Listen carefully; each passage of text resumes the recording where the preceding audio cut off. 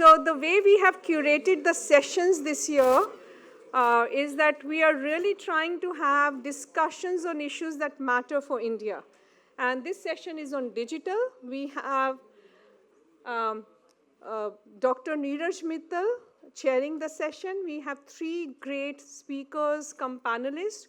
So please get settled so that we can start on time. Thank you. Good morning and welcome back after your tea break. After a really high-powered session in the morning on poverty and its various aspects. One of the real game changers for alleviating poverty is technology, and I think nothing can be far from truth if we said that the father of that change, Mr. Nandan is here, who actually led the foundation for Aadhaar. And it takes me back to 2014 when we started the LPG cash transfer program again. And it was discussed in the morning how it laid the financial, what you call the plumbing for government and benefits and aids to flow. And of course, it was driven by the JAM Trinity, which was coined in one of the economic surveys, I think, the Jandhan, the Aadhaar, and the mobile. I think India really leapfrogged in this technology-driven poverty alleviation.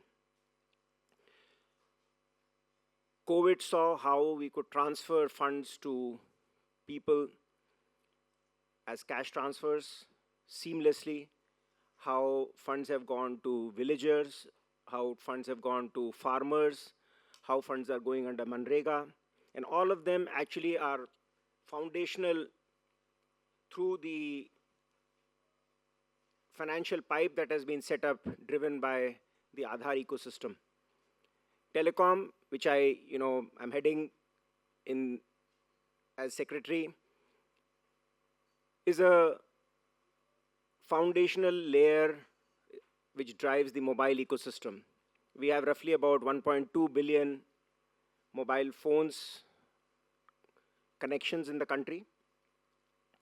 Half of them, or nearly half of them, are smartphones. And this device has become kind of a ubiquitous entity in the hands of people. And many, the 2 discussants here who would be discussing about how an application on the mobile, which is the UPI, and of course, mobile itself and its proliferation and its impact on economy. And then, of course, Deepak, who will discuss the broader aspects of how technology, its measurement, and its impact in the social and economic aspects of people's lives have a much broader impact than measuring one variable kind of outcomes, or try to drive one variable outcomes in countries' economic landscape. So without further ado, may I request Amiyatosh to make his presentation on the impact of UPI on growth and development in India. Thank you. Thanks for having me. All right, thank you. Thanks, Poonam. Thanks, everyone, for inviting me at this forum. I'm going to talk about cashless payments and its impact on economic growth. This is joint work with my PhD student, Tamanna Singh in Dubai. All right. So I'll take about a couple of minutes to talk about how we see that as financial economists in terms of frictions. So this idea that can cash or means of payment affect something real outcome is an old macro question. It goes back to Lucas and Stokey, Woodford, and you have to have some friction in the economy to make it matter. And to be precise, if I think about digital payments, versus a cash-based economy, we often think about, look, one is the obvious transactions cost. That is, especially if you're thinking about a remote corner of India, even just going to the bank branch versus having an instant access on your mobile phone cuts down on time. So it's speed, cost, safety, and there's a whole host of supply chain efficiency issues. That if I get my money quickly from my vendor, from my customers, then I pay my vendor quickly, and so on. So it can cut down, the speed and efficiency and reliability can cut down on that transactions cost, and that goes way beyond simply the immediate dollar transaction cost. It has a whole linkage. And the second one, which again at the policy forums, I often like to say this, the credit constraint one, is that many economies, including India, and historically our thinking about financial inclusion has been, start with credit. And I believe that is a wrong way to think about financial inclusion, because credit is a very sophisticated product for somebody who has never been banked before. Payments, on the other hand, can get you a whole lot, and the credit will follow, because payment will cut down this friction of information. You have payment flow from a business that doesn't have a whole lot of collateral. You can do cash flow-based lending. And the whole fintech ecosystem, at the core of it, has that friction at the core of it. So historically, when you think about credit multiplier, you have collateral, you can borrow, you can invest, so you keep getting better and better. But if you don't, at the first place, then you are left behind. If I have better information about your payment, I can enforce contracts better, I can write better contracts. I was just talking to a friend of mine who has started something on this UPI ecosystem in front of IIT Mumbai, where they just started with chai wallas there, put the payment system, and then there were a lot of them who did not want credit. But once you show them that how much are they selling, that's the cash flow information, and once you tailor the contract, the repayments, that is to their liking, they're more likely to take credit, and so on. So this is the backbone of what we're doing, and I'll jump right into the empirical work. When I present this work in the US, internationally, I have 3 or 4 more slides on this. Here, I just have one, because for this audience, we already have talked about this Aadhaar card, the Jan Dhan Yojana, and the fact that everybody has a mobile phone. But let me give you a little bit of a historical background, which will be important for how I'm going to identify the effect. So in 2010, we have this Aadhaar card, a wonderful thing where every Indian got an identity card. And therefore, information, this all started from there. And then in 2014, practically everyone ended up getting a bank account through the PM Jan Dhan Yojana. So now, and everybody has a mobile phone in the meanwhile. So what you have is, you know who it is, you know you have they have bank account and they have mobile phone. So it was a perfect combination to have a system, infrastructure, which is there on the UPI transaction flow, which was tried in many different forms, but at a very smaller scale all over the world. To have in Kenya, the M-Pesa and all those things, but here it was a very different level of system. This was the whole backbone of the payment system, an interoperable system where anybody can join that highway. Think of this as a payment highway. And everybody can join, and the payments can be it's an instant transfer, practically. And what I've shown this QR code as a vendor, a hawker. This is the classic agent that we have in mind when we think about someone with no collateral, but a business, and at the margins of the society, who now does have information against which lending can be done. And perhaps that person could create a new business. And of course, it does cut the immediate transaction cost and the setup cost of having to go to a MasterCard or Visa and having to set up the whole thing and pay 2 or 3% commission. So that also goes down. All right. So I'll show 3 or 4 graphs, and then I'll get a little bit into the numbers. So this one to your left, on the growth in the digital payments, I have volume, and to my right here, I have volume and the number of transactions every month, and that has been growing exponentially. That we all have seen many times by now, at least in India. I'm also showing you that number of banks that got onto the UPI platform over time. So it was not that when UPI was launched in late 2016, not every bank got into the platform at the same time. There was a little bit of a staggering.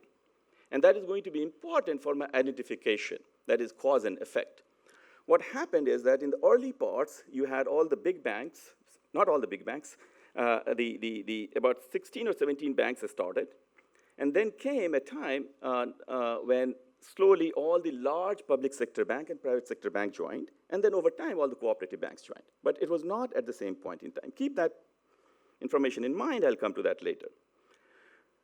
Another graph I'd like to show you is that district-level variation in the adoption of digital payments. So what you see here is that as the same graph before, there is a time series growth in digital payments.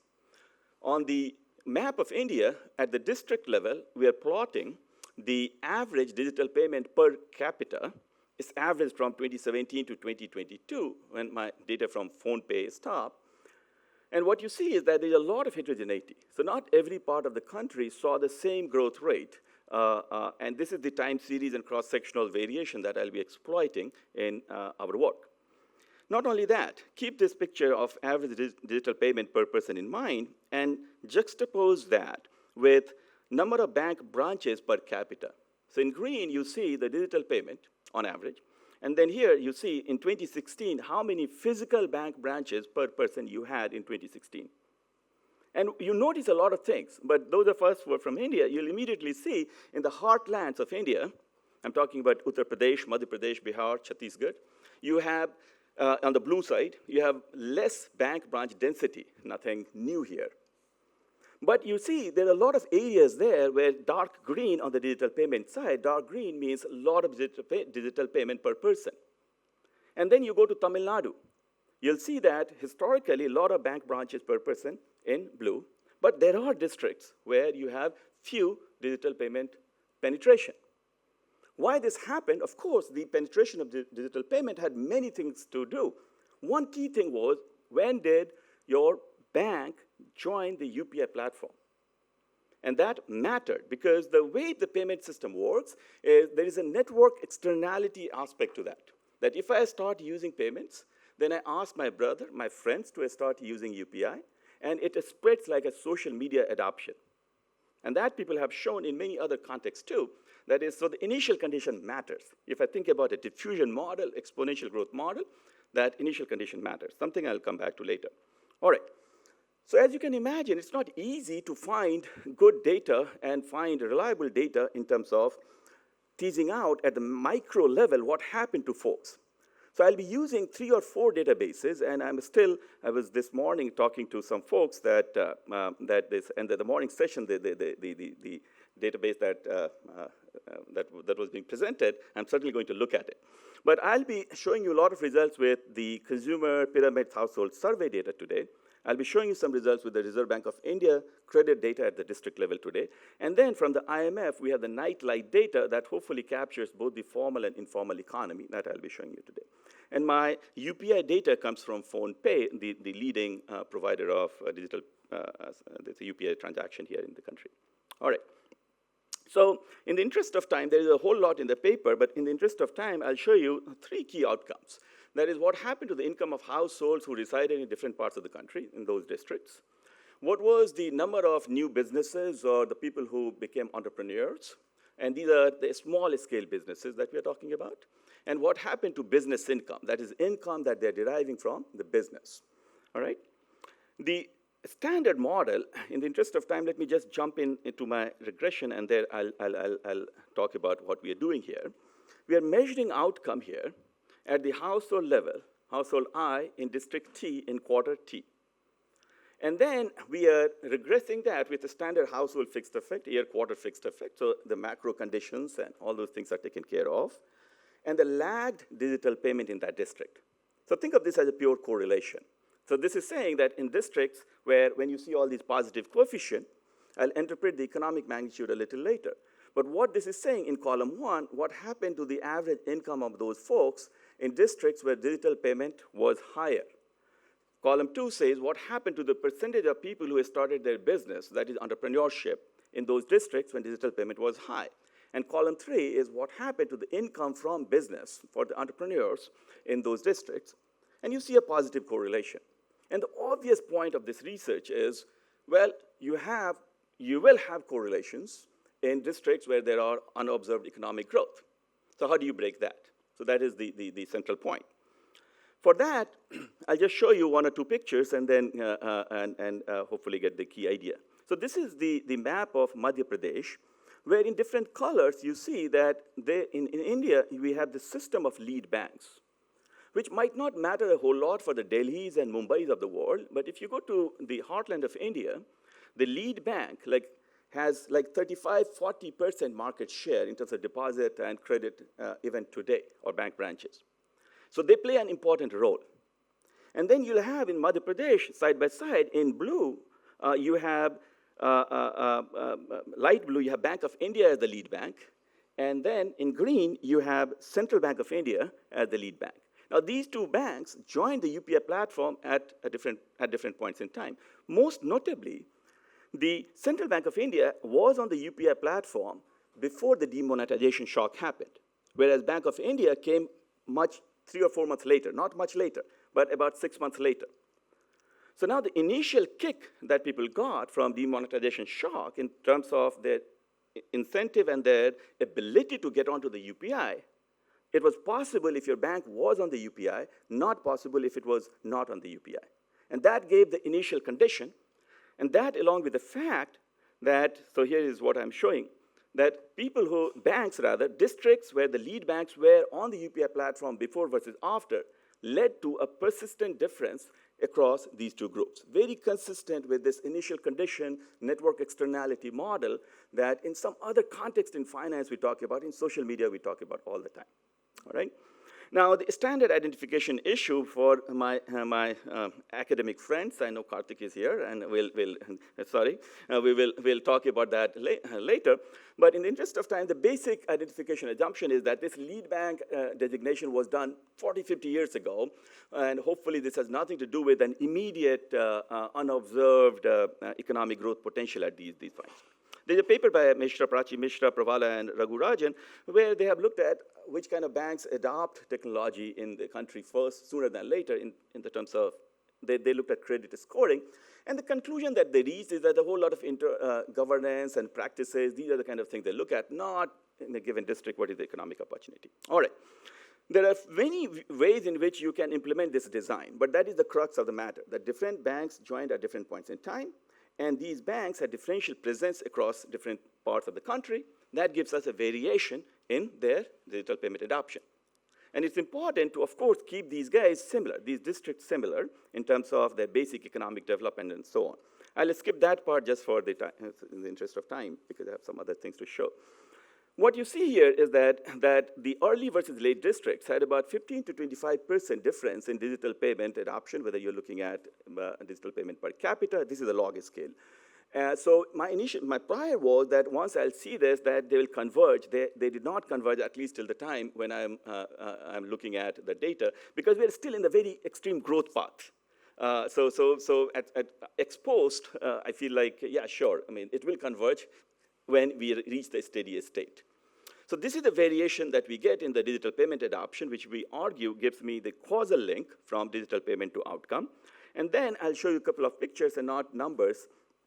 Standard difference design, where you have what I'm showing you with the red dots and then the confidence interval around that, is that these early versus late district, what was the difference in their income quarter by quarter by quarter? And the vertical line is 2016. What you see that these are very similar districts because we have matched them really well within the same state. It's like 2 districts within Madhya Pradesh, one with early, one with late. And the difference you see in income comes after 4 or 5 quarters of 2016. So in 2017, 18, you started seeing big difference. And there are just 1 or 2 quarters later where there was no difference. In fact, one of these quarters happens to be a complete lockdown during the COVID. So at least we have some idea that what's going on. If people are not getting out, perhaps the difference is not that high. So this is the effect on the aggregate income. This is only for those who are in business. Their occupation is entrepreneurship, all right? And then you see a bigger gap. That is, the big impact is coming from folks who are doing all these hawkers and and small businesses. So the difference is shown there. All right, I have just a few minutes. So now we do that in the regression setting, we do that in the standard two-stage least square regression and so on. But the bottom line is, here I'll interpret these numbers a little bit, that about 2% higher entrepreneurship in early adopter districts after the UPI launch compared to late adopter districts in a different setting, about 2% higher. About 5% higher income. And now we can interpret it. We are still in the growth phase, so I don't want to say that we have reached a steady state in terms of UPI adoption, but it is significant is my point. All right, I want to show you there's some dynamic effect that the effects are stronger after COVID, but let me just show you two important things from the policy perspective. What we do now, we look at this across higher and lower financial development districts. The map that I was showing you, the heartland of India versus the more developed parts, there's a lot of variation in both these dimensions. So the interaction term is giving you, the triple interaction term is that what was the impact, differential impact in financially less developed districts where the financial development is based on the brick and mortar bank branches. And that's where you see more of this effect, especially in entrepreneurship and the business income. And in terms of who benefited more, so we run the same regression, but we now do both in terms of the benefit and in terms of the credit we showed, which I started with, is that, look, the credit, the first column increased. So now I'm talking about the channel. So this overall borrowing increased, but the borrowing really increased for hawkers, the small entrepreneurs. Now, if I get more data from RBI and other folks, we can dig deeper into that. But the evidence seems very strong that this has alleviated that credit friction, credit constraint that I was earlier talking about. All right, okay. So I'll skip this. I just want to do one thing, Neeraj, and then we'll wrap up. So what we do now, leave that the district, early and late district identification strategy. Now we do a slightly different identification strategy. We go to the same district. We put district year quarter fixed effect in the sense that we absorb everything that is happening in a district in a time varying sense. And then we compare outcomes for salaried people with small entrepreneurs. That is, and then we say that the difference between the salaried people and these entrepreneurs like hawkers, did that go up or shrink as a function of digital payment adoption over time? What we find is that, especially let me just look at column 2 and 3, that in column 2 what you find that these hawkers, small business folks, in a relative sense compared to salaried people, their income grew. And in the same, as the digital payment adoption in that district went up. So this gives a lot of comfort to the earlier identification strategy, but this, I'm not relying on the early and late payment. This, I'm simply comparing these two folks within the same district and simply saying that as the digital payment adoption go up, what happened to their outcome. All right, I'll try to conclude now. We have done this with the night light data, and we have done that with the RBI data on the district quarter. These are aggregated data at the district level, and we find a similar result. And bunch of statistical stuff. We also had some concern initially that is it simply inclusion into bank account or is it digital payment? Because recall, PMJDY was needed. Bank account was needed to get on the stuff. For two states, Maharashtra and Tamil Nadu, we have exact, precise data on how many PMJDY accounts were open in different districts. So we can control for that effect and then show that the early districts, that those who got onto the UPI platform were indeed doing it had better income. All right, so let me conclude by just making a couple of points. That the key issue here is that the payment-led financial inclusion has a lot of benefit that can eventually lead to credit and bunch of other stuff, number one. Second, the payment network has a lot of externality effect. So when the government puts a program out there, then it feeds into itself in an exponential basis, as against credit or other stuff. So at some level, in a policy takeaway, I almost feel like that you do the payments, and then the markets will take care of itself. You put the infrastructure of payments, and the credit will happen. The fintech ecosystem will come in, give you credit. And finally, that the the quantity of credit goes up. I don't have precise data, but a conjecture that the quality of credit has gone up, that a lot of people are weaning off from the money lenders in the villages because they have the data to show, go to the fintech borrowers, and if that quality improvement happens, then there is a whole lot of developmental thing that will happen. So I'll stop here. Thank you very much. Thank you, Amitesh. Excellent paper with a very clever, strategy on extracting the rollout of UPI across districts to tease the effects of how UPI really affected the outcomes in people's lives. So we'll get to the discussion later, but may I now request Gaurav to make his presentation? Wonderful. Thank you so much. So I'm going to take a step back in the discussion and talk more about just smartphones in general and look at just what are the employment effects of access to smartphones. And UPI is one important component that smartphones allows you to do. And the second sort of step back that I'm going to take is I'm going to talk a little about India, and I'm going to talk more about what Shanta did in the morning, which is can we step back and look at what the experience of smartphones in other countries have been, and can we learn something about how we can adapt that to the Indian context. So why smartphones? I mean, needless to say, this panel and session is all about digitization and technology, but more than broadband and other forms of internet that have taken off in the last 2 decades or so, smartphones are kind of the most important ones because the adoption of smartphones has just been phenomenal as compared to any other set of, remote internet that you might talk about. And just to give you some examples from the Indian context, if you look at mobile internet, which is 3G, 4G, internet on your smartphones, it's gone from 1 person per 100 to about 57 people in 100 between 2010 and 2020 or 2022, right? As compared to fixed broadband, which only has gone from 1 to 3 per 100 people, right? So there's a phenomenal increase in smartphone adoption. The cost of data, I mean, if you look at what you take to recharge phones on data in India, has gone from about 13% of GNI per capita to only about 1% of GNI per capita. Mobile internet traffic has gone on average from 50 GB to about 205 GB per subscription, just over a span of 5 years. It's grown 4 times. So clearly, like, smartphones are sort of the big disruption in at least the Indian context.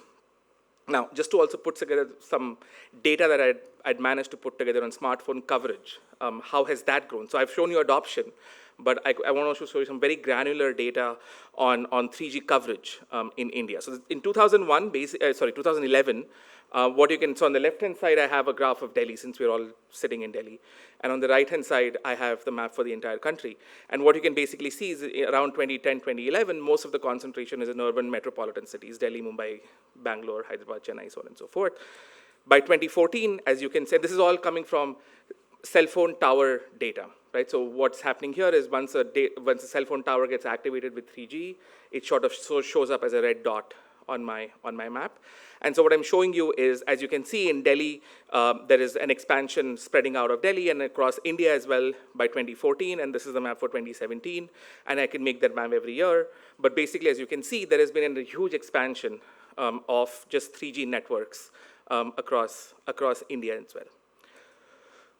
More broadly across the world in general, like this was the Indian context, but if you step back and look at the entire world, on 2G coverage, which is basically, do you have cell phone access? This is what a dumb phone would look like, right? Like your old, the Nokia blocks that we used to at some point use. That's mostly universal across the world, right? So I'm showing you on the left-hand side across different regions in the world. And on the right-hand side, what you can see is 3G coverage. So the top lines, the orange and the yellow lines are all developed countries, Europe, America, they always had 3G internet by around 2010, 2011. As you can see again with the gray line and the blue line, Asia and Africa have been driving this high growth in 3G over the last decade or so. So with that sort of background in mind, what we want to examine in this paper is this joint work with Penny Goldberg, who was actually a former chief economist at the World Bank and currently a professor at Yale. I mean, she was always a professor at Yale. She took a break to go to the World Bank. But what we're interested in this paper is essentially 3 questions, right, which are linked very much to what Amiyatosh was saying, which is what is the impact of having smartphones? So a region gets access to smartphones. What happens? And we're going to specifically look at employment outcomes. Second, does it accelerate structural transformation? Some part of Amiyatosh's message is around increasing entrepreneurship, hawkers gaining credit, so on and so forth. But the big sort of macro question, going back to what Ratna was asking in the morning, is does it accelerate structural transformation? Does it push people out of agriculture into non-agricultural sectors? And third, which is of personal interest as well, which is, are there gendered effects of this? Do men and women have equal or comparable advantages that they can take of this new technology? So basically, what are key challenges? And given that it's a 10-minute talk, I'm probably going to brush much of it under the carpet and rely on you to ask me the hard questions. But first is reliable data on employment outcomes across multiple countries. And so what we've managed to put together are data across about 7,000 regions in the world from 2010 to about 2017. These are nationally representative labor force surveys which are harmonized and so on and so forth. So what you should think about is I can measure a whole bunch of employment outcomes that I'll just show you in a minute across a whole bunch of countries over a significant period of time. And it covers about 1 billion people across the world. Unfortunately, India is not a part of it. We're trying to add India to this. And so next year, hopefully. The second is the more important thing, right? So can we actually get comprehensive 3G data coverage at a very local level? So I don't want to talk about Brazil versus Mexico. I really want to talk about small administrative, like districts in Brazil or districts in India, and what happens when these districts get access to 3G coverage. And so here we really have really nice maps that I'm happy to talk about later on 3G and 2G coverage across about 14, 15 countries at a very, very granular level. So these are similar to the maps of India that I just showed you, but think of that across 14 countries in the world. So we have very granular data that we can take advantage of to then study what are these local effects. And the last part that one should worry about is 3G expansion is not random. It's not random which areas get access to 3G early versus late. And so should we interpret these correlations more on a causal sense or not? And so there, we're going to take advantage of an instrumental variable strategy to then say, what part of this 3G expansion can I identify which is exogenous, which is not related to anything that's happening in those areas, but driven more exogenously. And here we're going to actually use lightning as an instrument. So economic development has got bored of rainfall, so now we're moving to lightning. But we're controlling for rainfall. So lightning is going to be our instrument in some sense, and happy to talk about it more later. But I want to get to the results more. So believe me that to some extent, we can fight about the instrument, but to some extent, we want to get to the causal impact of 3G networks. Great, so the regression is basically going to be simple. It's going to be, I have some employment outcome. I'm going to regress it on whether a district, what fraction of population within a district has access to 2G and 3G networks.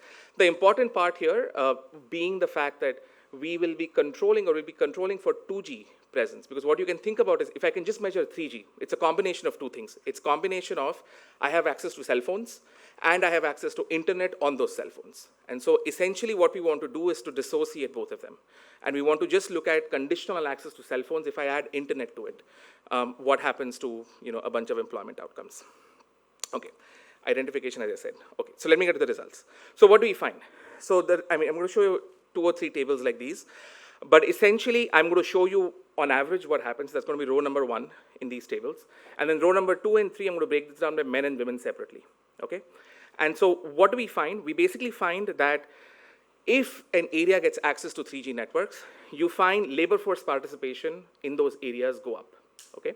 And this is particularly driven by women, which, if you think of it in the Indian context, might be great news, given how much we are struggling with female labor force participation in India.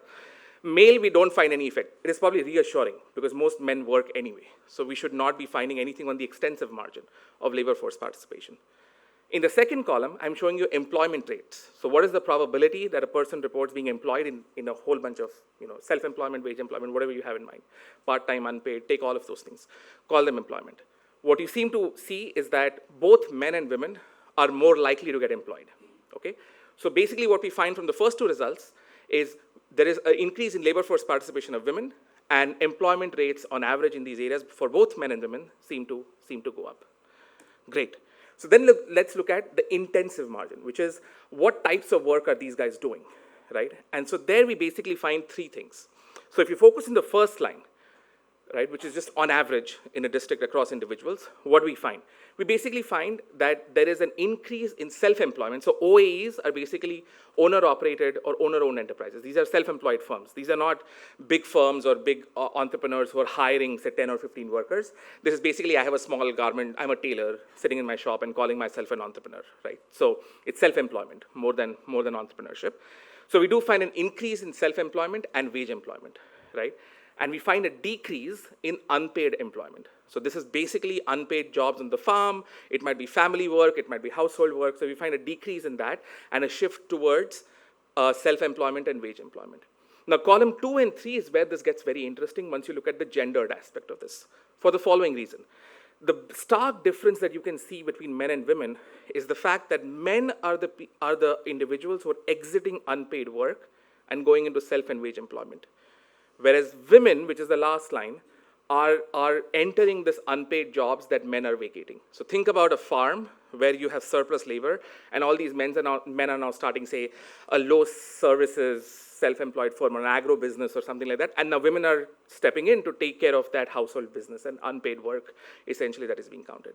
So while both men and women are moving up the job ladder, the effects are not symmetrical by gender. Men are moving up, and then women are basically replacing those parts of the job ladder that men have now vacated, in some sense, right? And so what are men doing? They're moving out of unpaid agricultural jobs and starting owner-operated businesses in agriculture and wage jobs in services. Women are, as I said, entering these unpaid jobs, along with some service sector wage jobs. So that's the first sort of big results from what we find. The second is then the big policy question, which is this really going to be unlocking growth and like moving people out of agricultural jobs into a whole bunch of manufacturing and service sector jobs?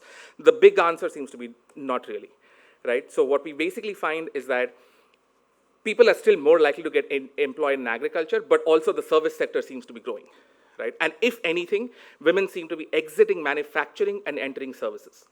Right? Which again, if you think about it more from the fact that now that you have smartphones, it's easier for you to find smart, like household help jobs, security jobs, driver jobs, and so on and so forth, which are all low-skill services, essentially. And so we find a lot of growth in these low-skill services in these areas. So with 5 minutes to spare, excellent. I'm going to give that time back for more questions. Let me conclude with some of the key insights and summarize. So the first is, with India, Asia, Africa, smartphones are just a way more disruptive technological force in the last decade, and so it sort of becomes interesting and important from an economic standpoint to understand what are the impacts of these on employment. So what can we learn from the experience of other countries? First, overall, there are positive effects on employment, but there are distinct and very unequal patterns across gender, right? And the type of work seems to matter more, which is whether you're unpaid, self-employed, wage-employed, as opposed to the sector of work, which is, are you working in agriculture, manufacturing, and services? That seems to matter much lesser. How do we interpret it from the Indian context? Well, if this has the potential to increase female labor force participation, and we have seen a slight increase in female labor force participation in the last few years, this is great for drawing more women out into the labor force. These gender differences in the job ladder, especially now, we are working on more recent projects in Mexico, for example, where we can study also transitions between informal and formal work, right? And there preliminary, what we are finding is that people are more likely to move into formal jobs and not work so much on informal jobs. Again, as you can see, we have a great parallel to think about that in the Indian context. And lastly, the more important thing is one of the key drivers on this could just be explained by ownership and usage of cell phones. So there's a nice survey that Rohini Pandey and co-authors have done, which shows that women are just way less likely to have access to these technologies. So there'll be one cell phone or one smartphone that the household owns, and most of it is going to be the men who's going to operate it. Whereas women are usually using it, and there are lots of qualitative interviews to support this evidence as well, which is that the access and availability of cell phones and smartphones within the household are much lower for women as compared to men. And so thinking about these gaps more meaningfully and how to close them might also throw some light on thinking about how these employment transitions might shape in the Indian context. So let me stop there and give it back to. Well, thank you, Gaurav. Thanks for finishing it and at the highest mobile broadband speed of fast enough and giving us 5 more minutes. I was thinking at both these presentations, and one is really looking at how a service offered by mobile phone, which is essentially UPI, led to income shifts in in the areas which were early adopters, and the other one is directly measuring impact of or a correlation between the mobile phone usage and employment numbers, structural shifts, and then we look at the title of this session, which is Digitalization and Development. Some thoughts came to my mind as to if we raise our discussion level to a very strategic level, while we are discussing very micro level effects, they are really I just jotted down a few things which over a past 15-20 years of experience, I think technology can really make a difference in development. So I'll just, as Deepak goes to that high level presentation, just give him a preface of what I feel these are the kind of differences that can be made in the development paradigm. One is, of course, feasibility. How do you get the money across to people, right? It was not possible without a cash transfer program which was driven by Aadhaar and mobile phones.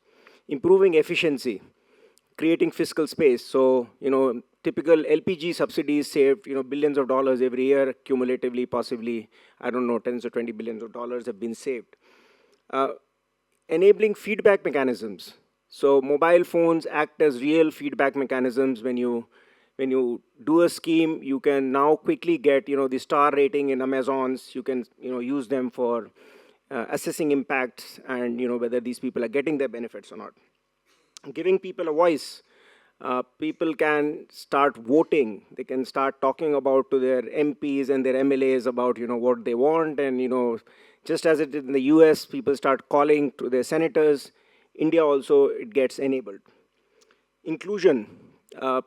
People who were hitherto unconnected start getting connected to the economy, to the political economy. Measurement of data. We discussed in the morning how proxy measurements were imperfect, but I'm just saying possibly for the two researchers here, if you could find out using anonymized data, what is the data usage? It could be a real-time indicator of poverty, how much each person is using. What are the variety of interventions governments can do? Say telemedicine, IoTs, putting IoT devices in MSMEs leading to higher productivity, leading to jobs. So, jobs, quality of life, empowerment. So these are all impacts of digitalization on development. And I think just a segue to Deepak's presentation on, how are these impacts measured in a study done by them recently. Thank you, Neeraj. Hello, everyone, and it's a real pleasure to be here. There are plenty of good papers written by economists demonstrating the benefits of digital technology on growth, jobs, and inclusion. And we saw, two presentations of that. Amiyatosh's presentation talks about how diffusion of UPI and cashless payment could spur growth. Gaurav talked about impact of mobile internet on employment. And I have a third paper from two of my colleagues in ICRIER, which actually goes on to prove what, or at least demonstrate what Gaurav was talking about, that increased access to mobile phone could dramatically improve women participation in the labor force. And as Neeraj just mentioned, these are micro-level studies, often using household survey or district or regional data. So these are not comparing between countries, but between individuals, households, and regions. And as you saw, and both of them didn't spend a lot of time going through the techniques of it, but they have gone around with considerable length to ensure that the estimates they present are unbiased. The instrument they choose are very carefully done, and whole host of things that are done. So in a sense, we have a good number of studies at a micro level which demonstrate that technology is having good impact. At the same time, we know from a macroeconomic point of view that economists generally believe that technological progress is the holy grail of economic growth. And you can cite thousands of papers to support this hypothesis. I'm just putting out one there by Bill Easterly and Ross Levine, who showed in a paper that for an average country, the total factor productivity accounts for 60% of growth of output per worker. And in this literature, total factor productivity is largely technological progress. And in today's world, technological progress is largely digitalization. So these are investment in smartphones, internet, computers, broadband, clouds, generative AI. Even before Easterlin and Levine, there's more influential papers, and these are really papers in 1980s, 90s, and there's a paper by Joel Moyer talked about how technological change accounted for sustained growth, and he also demonstrated how it's a technology that's causing growth and not the other way around. So you'd think that this is a place where this debate would be pretty much settled. This has been, even 80 years ago when people talked about technology influencing growth, you'd say after 70 years when computers have been introduced and after 40 years of modern internet infrastructure being rolled out, you'd think that this is a very settled debate. But unfortunately, it's not yet. And people still debate whether digitalization can lead to faster development. And you just saw two papers trying to demonstrate in support of it. And this is a question that's very personal to me because I'm a macroeconomist by training and by profession. I used to be in the World Bank in the macro trade and investment group, dispensing macro policy advice to World Bank client countries around the world. But in 2014-15, I changed jobs and I got involved in the World Development Report on Internet and Technology, which is titled as Digital Dividends. And since then, I've stayed in contact with this, in touch with this research. And now I'm at ICRIER, where we produce the State of India's Digital Economy report every year, taking some of this idea that we had built in the WDR. And what I witnessed over this 10-year period is the depth of cynicism among my fellow economists about this whole debate about whether technology can spur growth, and also the height of optimism that the technologies share on this particular issue.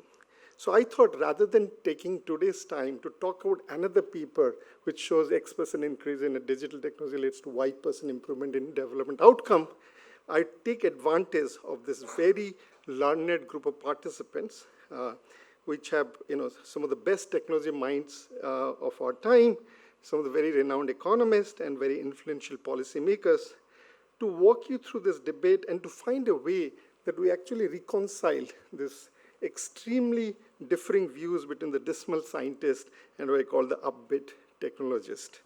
So let's get going. So, all this whole stuff comes with this fact that despite general optimism about technology that economists share, they tend to be very skeptical about growth contribution of a specific technology. So they would say, technological progress contributes 60% to growth, but don't tell me how much is the contribution of mobile phone to growth, how much is the impact of broadband to growth. That's too much for me to handle. Don't ask me that question, but I can tell you it's the technology overall that leads to growth. And in many sense, all this goes back to one man, one article at one very critical moment in history. And that was Robert Solow in his New York Times Book Review. In the year he received the Nobel Prize, he in the passing, this is an article actually about deindustrialization in America, but in passing he has this very profound line, says, you can see the computer as everywhere, but in productivity statistics. And by that, Solow meant that American companies have been investing massively in computer, but this doesn't show up in the productivity statistics, which means computers are not contributing to this massive productivity growth. And you'd say this is a paper that was done in '87. The world has moved on, and Nobel Prize winners could be incorrect at times. And so what's the big deal? But Solow paradox actually has endured. In fact, in economics, we also have sequels. So this is the return of the Solow paradox.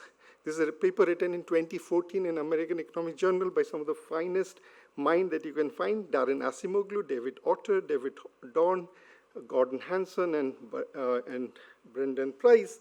And they actually looked at Solow paradox in 2014, and they examined the impact of productivity in US manufacturing industry. And what they find is they still didn't find much productivity gain from this investment. And what was even more worrying was they said productivity increases when detectable results from the faster decline in employment and not because of faster increase in output. So in a sense, if you're looking at output by labor ratio, what's happening is the productivity increase is coming because the labor is declining rather than output is increasing. And that's a very damning evidence to talk about when you think of digitalization and development.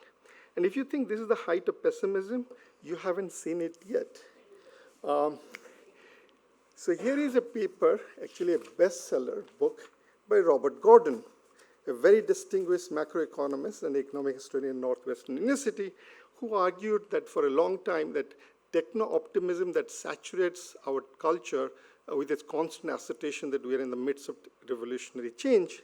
And Paul Krugman, another Nobel laureate, doubled down on this in his review of Gordon's book, where he says that development in ICT just doesn't measure up to past achievements. IT revolution is less important than any of the 5 great inventions that has powered economic growth from 1870 to 1970: electricity, urban sanitation, chemicals and pharmaceuticals, the internal combustion engine, and modern communication. And then he goes on to say, is Gordon right? And he says, my answer is a definite maybe. And I think the reason Krugman was hedging in that line, because in 1999, Krugman once said, internet is nothing more than a fax machine. And that has been, hologrammed everywhere. So he obviously was trying to hedge. But if you read the article, he was pretty much saying Gordon is right, and this is thing all, too much of hogwash. And the point is, these are not petty economists. These are Nobel laureate. These are widely respected economists. They come from the land of Silicon Valley. They've lived through this massive revolution, yet they remain unconvinced that digitalization has had profound impact on development. But at the same time, we know technology progressing. Technologists are super optimistic that they're solving problems. And at least in Indian context, I think most people don't really look for evidence. They feel every day their lives is changing because of technology in some way or the other. So the question or the issues that I'm trying to do here is, how do you reconcile this massive dismal view about technology versus the optimism that we see around India? And I have 5 ways that we think we should be able to solve this or find a middle ground. The first thing is, there is clearly no question that technology saves time and reduces cost. But is time saved, is GDP gained? I think that's, in today's age, time saved might be more binging on Netflix and YouTube. But time saved is certainly leisure gained, and leisure is welfare. So why should we be too worried about finding every time that every single technology should have a growth impact? As long as it saves time, it reduces cost, it improves welfare, it gives you more leisure, that should be good enough evidence for us to proceed. So I think this debate, sometimes I feel has taken too far. The second is extrapolation. And there is a very big danger of sometimes extrapolating from a study or a pilot study to the whole thing. And here, unlike the medical science, the extrapolation actually could be counterproductive or counterintuitive. So think of this. Let's say in India, the first 10% of micro, small, and medium enterprises come online, and we do a study to find that they actually are selling 20% more than the offline MSMEs. That's a great thing. So technology is having impact, it's giving you access to market and increasing. But then, if you try to extrapolate from this, saying, if we bring all MSMEs online, we'll see a 200% increase in sales. That's not going to happen. And this whole idea that we can democratize, but democratization means everybody's access to technology, would mean they cannot use the same technology to get the growth that they were getting. So that's another reason for us to see that initial impact is good enough. We do not have to always come up with big, large number to show that if this thing has happened the first, let's add up and come to a bigger number. How much time I have? Okay.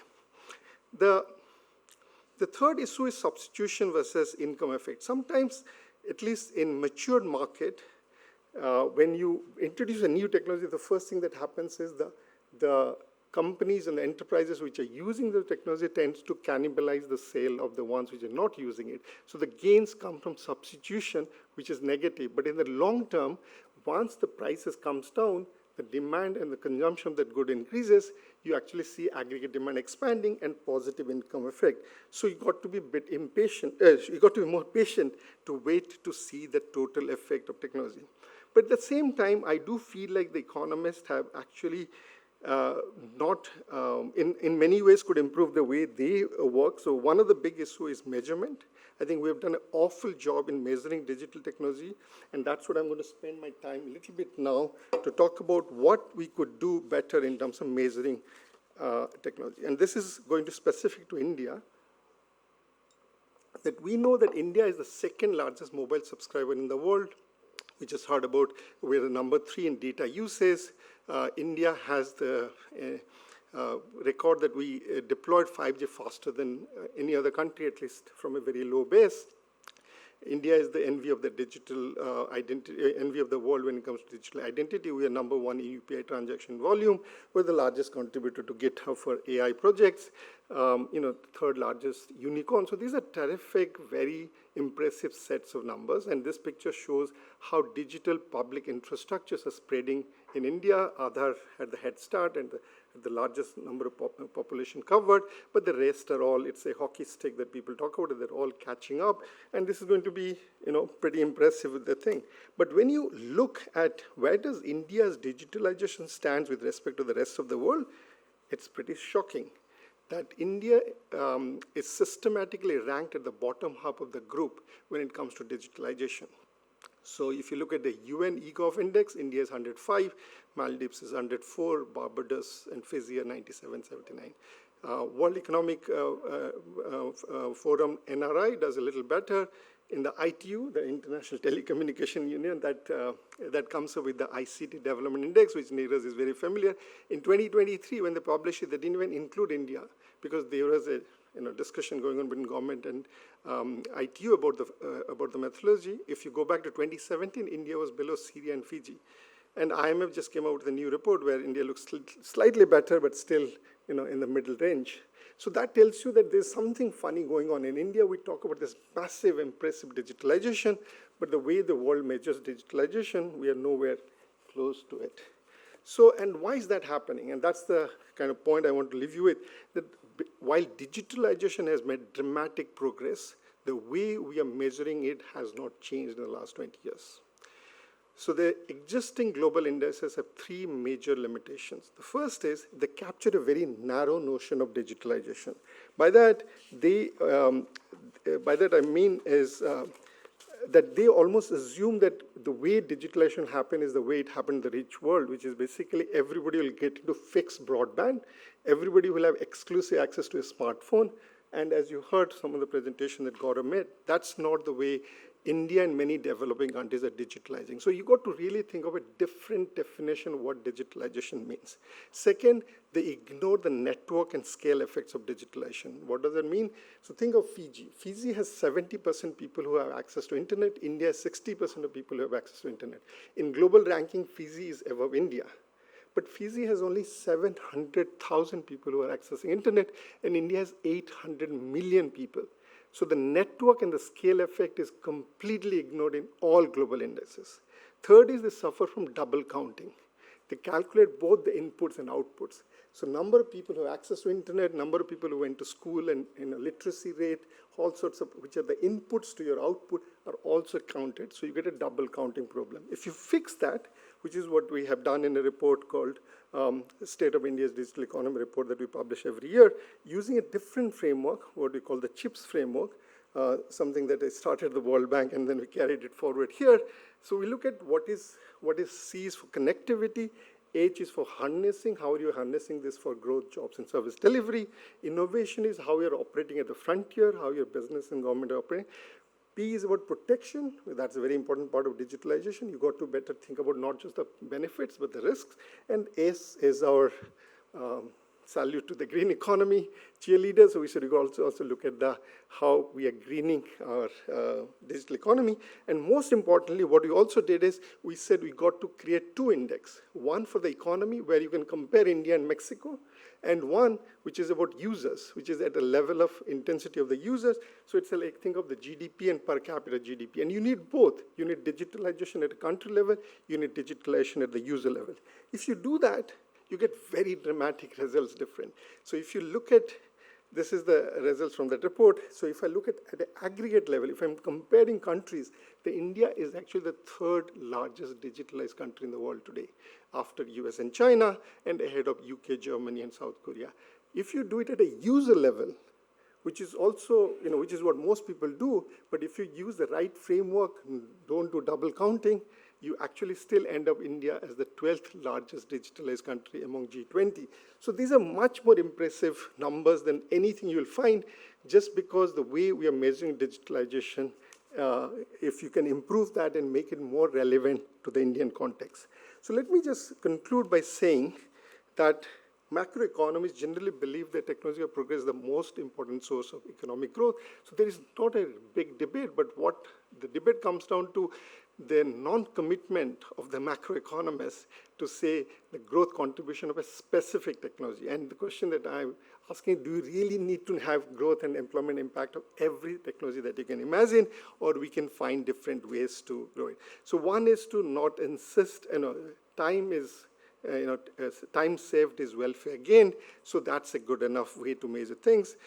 Trying to look at the income and substitution effect, and not to extrapolate from the pilot to the whole field. But at the same time, we need to really spend a lot of time on measurement issues. And also from an Indian context, need to do a lot more India-specific research, because India's development process has been sui generis in many ways. And so the example that I gave you is, if we measure digitalization using a framework that is more relevant to the Indian context, it shows a dramatic rise in India's level of digitalization, both at the economy-wide level as well as the user level. And if you use that framework, you'll get a very different impact at the macro level between digitalization and development. So as India emerges as the third largest digitalized country in the world, there's urgent need for India-relevant research to build good practice for DPI, strengthen repository of use cases, collect data on DPI-based indicators, and which can then help on impact assessment, share knowledge, and create global community practice, something that we're trying to do at ICRIER. So I want to just leave you with last line, that in India, we are in a very incredible time and have an incredible opportunity to rewrite history. Can we come up with an India paradox to counteract the solo paradox that has ruined the economic world for the last 40 years? Thank you. Thank you, Deepak, for an excellent overview of the digitalization. I only have one complaint to you. The period you referred, 2009, I also published a paper on, the direct and indirect effects of IT, and it captured and showed that there is significant effects of, so I could, it possibly is that, we miss out on some, the way we measure the impact of IT in the economy. But thank you for this excellent presentation. And I think we will open up to, question and answers. We can, yeah, sure. I think we can take a couple of questions and then respond and then go to a few more. Kindly introduce yourself, and possibly if you want to direct that question to a particular panel member, you may state, otherwise the whole panel is free to respond. Thank you. I'm Franziska Ohnsorge, World Bank's South Asia Chief Economist. I have a question for, all three presentations were fantastic. Thank you very much. I enjoyed them very much. A question to Amiyatosh and Gaurav. First, Amiyatosh, you show that when these hawkers or these small entrepreneurs adopt digital payments, their income goes up. Is that a level effect or is that a growth effect? Can you you seem to have a time series. Can you identify growth effects as well? And then the question to Gaurav is, it's very heartening to see that employment goes up when there is more penetration of mobile phones. Why is that? Do you know the channels through which this happens? Thank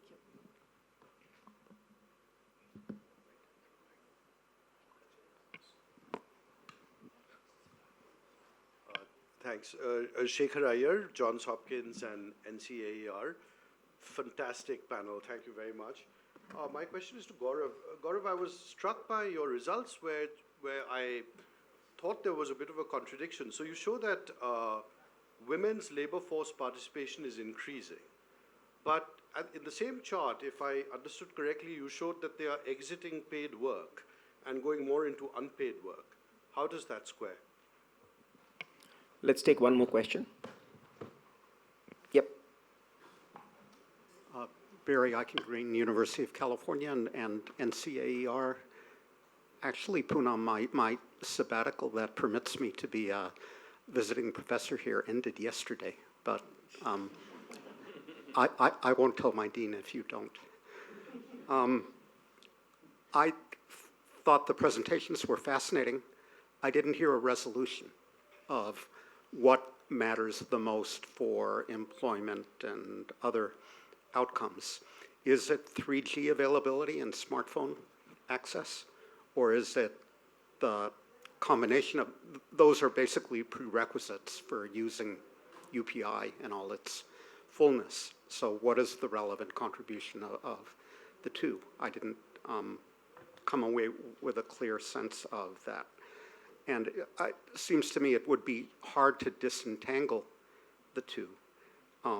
Did the banks influence the decision about 3G rollout? Did 3G rollout influence the bank's decision about when to join UPI? Because, you know, it affected some regions dominated by some banks and not others. That would be important to disentangle. I wonder in the paper, which I haven't read, did you use the World Bank's Findex survey? So other people in the room will know more about this than I do, but the bank did a individual level survey in India and elsewhere every 3 years of use of different financial instruments and technologies that would speak directly to what people were doing with their cell phones, which I think would be important. And finally, you mentioned the Rajan et al. Study of Indian banks, which I also haven't read. But it would seem to me if there is some exogenous internal managerial determinant of when banks decided to participate in UPI, that would also affect their how precocious they are in providing other financial services to their customers. So are you picking up an effect of UPI, or that these banks are offering their customers all kinds of stuff? Great. So let us first take these questions. So we'll start with Gaurav first. Sure. So, okay. Yeah, so thank you. So Francesca, I think the channels are, I think, harder for us to say in our current paper, but I think in Mexico we have very good time use data where we can actually, so this answers both, I think, the questions or that Deepak was trying to raise on, like, is this welfare, is this leisure, is this not, and so on and so forth. So one of the things that people seem to be doing is just searching for jobs, right? So you have access to Google, you have access to WhatsApp, you have access like this. So you might think of this as information, communication, you might think about social networks being enriched and so on and so forth. So of course we don't have micro evidence on this, where it would be useful to generate that. So you could actually run microeconomic experiments to see what are these channels and which of them are more useful. But at least suggestively from Mexico, that seems to be the case. And tying into what Deepak was saying, yes, you actually have people watching more Netflix, right? I mean, more like using cell phones to do that as well, which is, I totally agree with you. I take it more positively, in addition to the other effects that we also find. So Shekhar, I think there is no contradiction on female labor force participation. I mean, unpaid work is still labor force participation. So they, I mean, even if you're looking for a job, as long as you're willing to work, that's counted as labor force participation as well. So there's absolutely no contradiction. In fact, that's the whole point, that women are participating in the labor force, but they're actually more likely to work in unpaid jobs, as opposed to men who are more likely to work into these wage jobs. So that's precisely the point of how 3G's, the effect is more gendered. And then, Barry, I think you've asked the hardest question, which is coming back to the solar panel. Like, I mean, how can you actually separate out all of these effects or not? And then which ties in also to, again, what Deepak was saying, which is there could be short-run effects, long-run effects, there could be general equilibrium effects because lots of other things are changing, both on the supply side, on the demand side, and so on and so forth. I think we are trying to make some headway of it, but it's a really hard question to understand. Like, is 3G changing all of these other supply side, credit supply, bank branches, so on and so forth, or is it really demand-driven? And now that people have cell phones, endogenously people are demanding more of these services and stuff like that. I don't have a good answer to it, but I think that's exactly the right question to now think of once we at least have some evidence on what is working and what is not working. Amiyatosh? Thank you for the question. So right there, we are showing the level effect before and after across early and late district, but we can also dig deeper into growth. The reason we have not gone there one step at a time, because the growth, of course, will require a little bit of a steady state right now. But this, the question that you're asking, of course, that cuts to the crux of identification at some level. So what Raghu and co-authors have shown was the adoption of credit scoring technology way back when it came. And what they showed is that bunch of observable covariates do not really explain which banks adopt some technology early versus later. So they leave it as all in the epsilon, so to say, that these are the managerial practices and culture and preference for technology. Now, coming to our setting, what is happening is the identification relies on 2 or 3 key assumptions.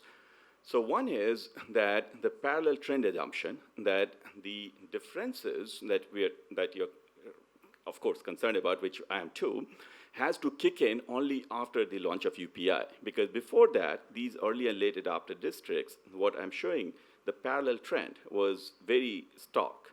That these guys had similar outcome in 2014, 15, 16, 17. Only after that it kicked up. So then the question is that what could be that some unobserved variation that only changed the early adopted district in 2017 versus earlier, and only for the early districts and not for the late district. And one concern that I have is that the PMJDY was also launched around 2014-15. So the concern could be that are these the banks that are also giving you more banking products? And that's why maybe I was very quick there, that for 2 states in the country, Maharashtra and Tamil Nadu, we have a lot of data on the PMJDY account. So that's what we were controlling for in that. But of course, that rules out one particular specific channel. But the thing that is a little bit more potent for our identification strategy is that demonetization was an important unexpected shock that happened. So these banks were getting ready. To get on the UPI, they had to first pass certain test cases. Some employees had to do the payment transfer, and it had to be reliable. Then only they could get the RBI's and NPCI's permission to be on this. So as they were getting ready, so somebody joined in August, September, October. Some of them were left behind in 2016, and they joined only in Feb, March. So in the sense, the planning was going on, but this unexpected shock of demonetization really created a big difference. That's when I was showing this. So it was not anticipated in that sense. Does not directly address this issue, as always, of unobserved variation. But it's the combination of these 2, 3 things that we feel that we are getting close to identification in that sense. But I'll leave it at that. Deepak? I just want to, make a short comment here, and then we'll go with the next set of questions. I think as economists and as people who are dealing with technology, we should also look at any negative aspects of, digitalization and development. So I'll just flag one of them here. Cyber frauds. They disproportionately affect people who do not understand this technology.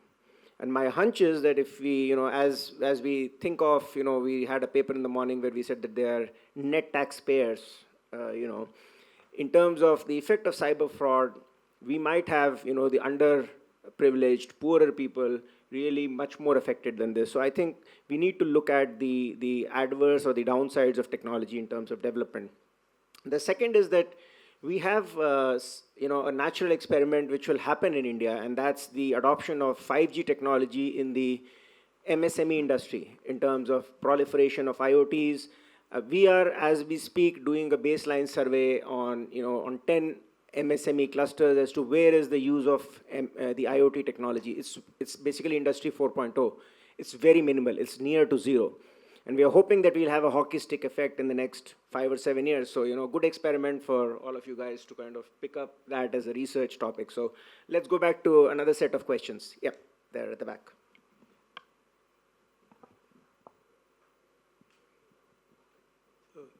Nirvikar Singh, University of California.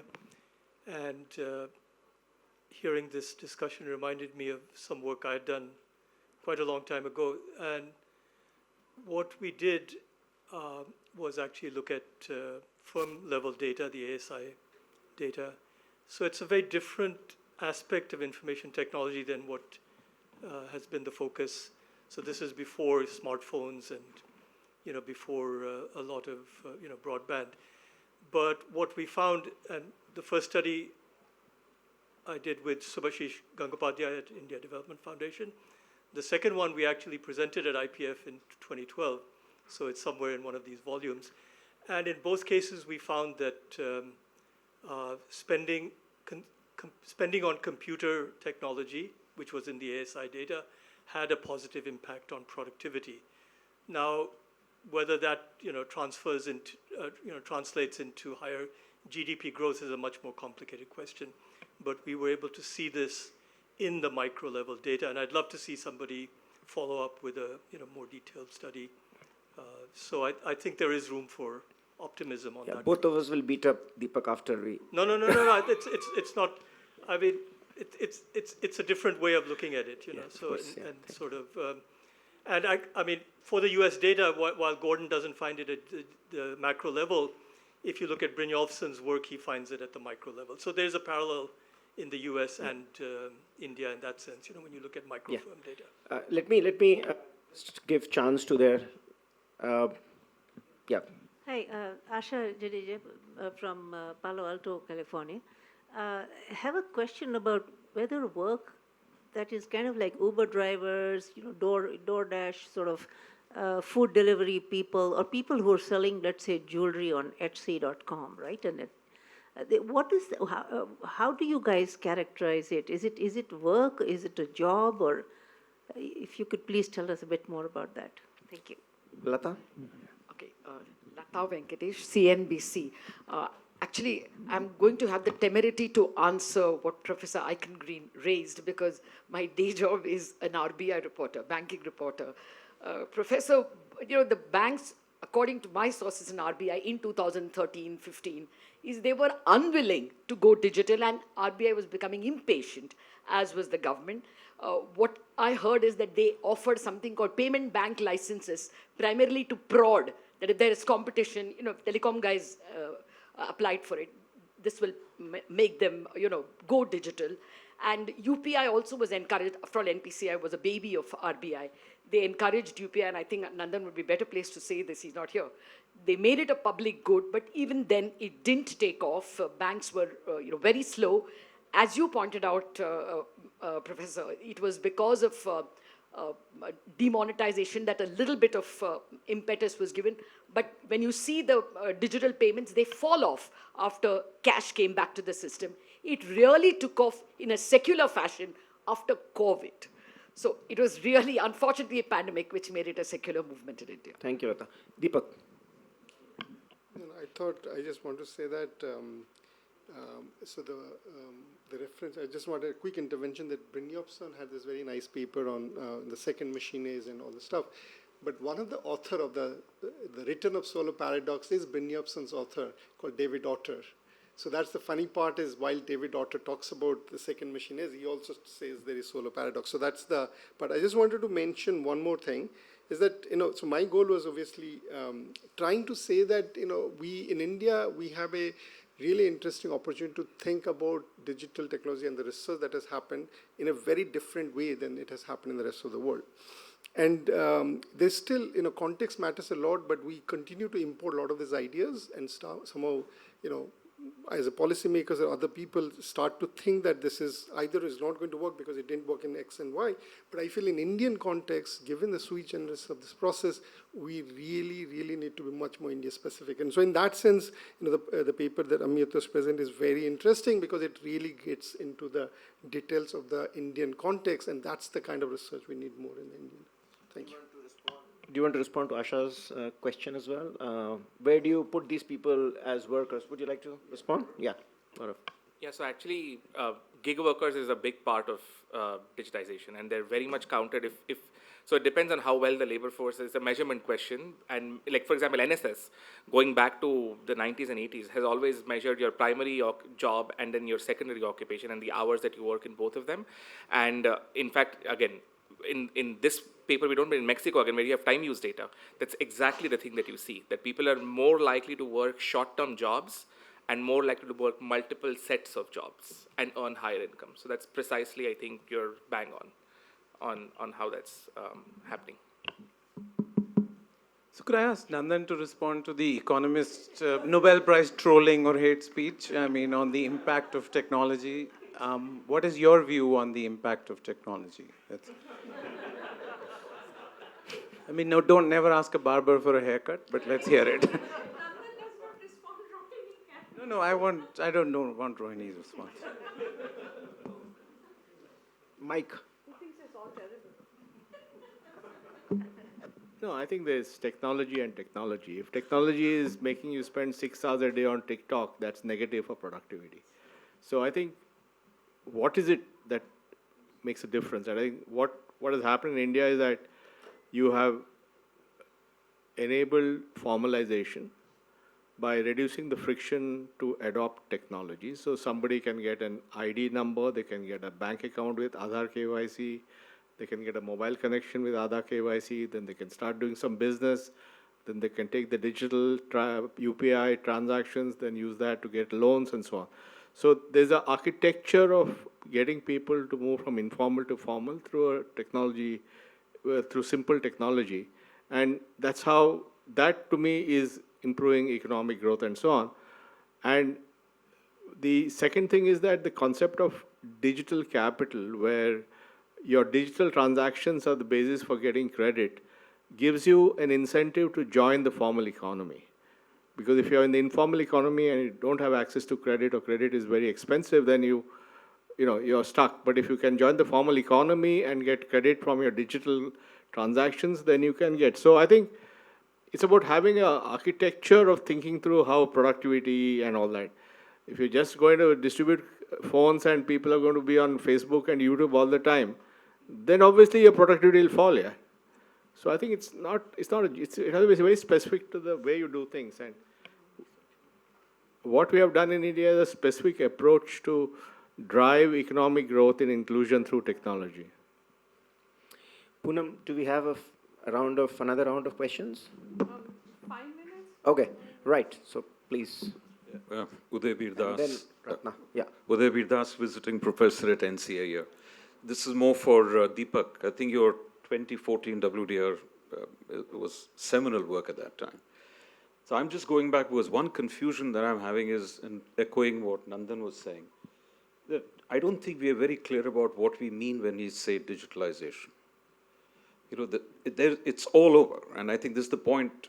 We've had 2 very good papers, but that's not digitalization.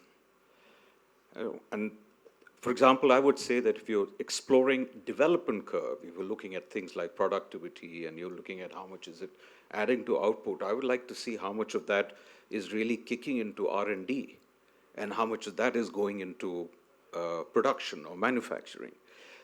Hanging around too much on the retail about payments and how it's speeding up and all that is good, or how many jobs come about as a result of these services coming about in rural areas is nice, but I don't think it's going to really, it's doing a little disservice on the link between digitalization and development. So my question to Deepak really is that between the definition, I remember the definition you used on digitalization in 2014. And why I remember is because I didn't subscribe to it then. 10 years later, you were making a call that we should change the architecture and the framework and measurement. But has that definition changed?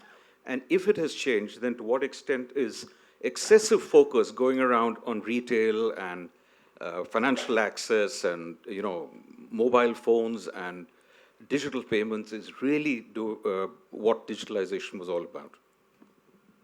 Sorry, long question. Ratna? Yeah. Just a comment.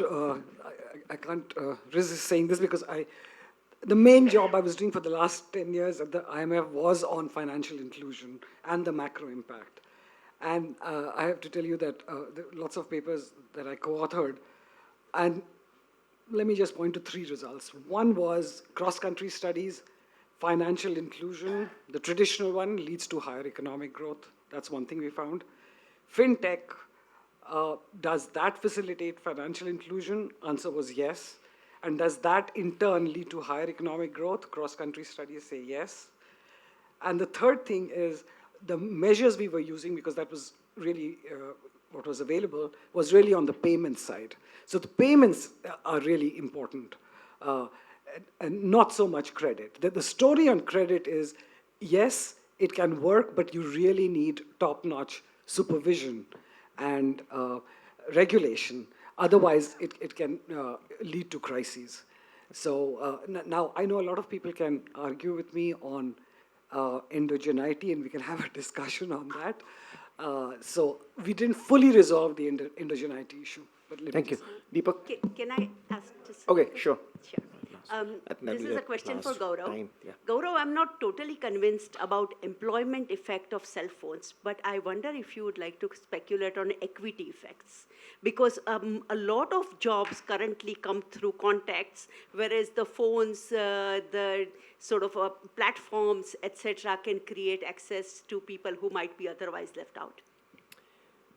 So I think that will be our last kind of set of questions. After that, we have lunch. I think we can mill around and ask questions there.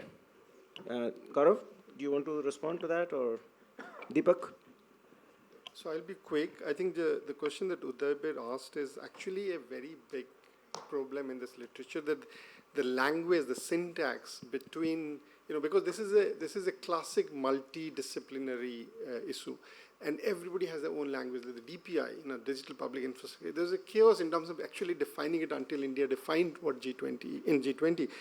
So when it comes to definition, conceptualization, measurement, this is a very deep problem and it's hard to resolve. In WTR 2016, we said digitalization is about spread of digital technologies in whatever form it takes. So it was largely about connectivity, and that's the way things were. Subsequently, what we are doing now is we're saying connectivity is just a small part of it. The bigger issue is what are you doing with it? Are you able to get jobs? Are you able to create growth? Are you able to improve service delivery? And then we kind of started thinking that, okay, but what are the downside effects, as Neeraj said? So that's where you added protect. So there is a bit of an expansion in what is digitalization means, but it's a completely unresolved issue, and I don't think I'll ever try to even attempt to resolve it. Very quickly, that I'll just say that, look, the focus on retail payment friction cutting down, I think it's very big, it's very important, because it's retail, but the volume, you're talking about hundreds of millions of people. That was not what I was saying. I think it is very important. Sure.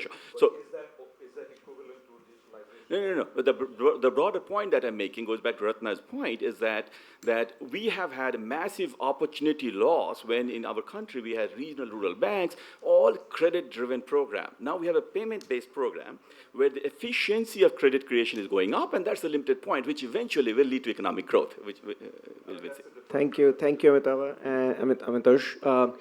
I really thank all of you who have, and I'm sorry that we could not take all the questions. We will have it over lunch.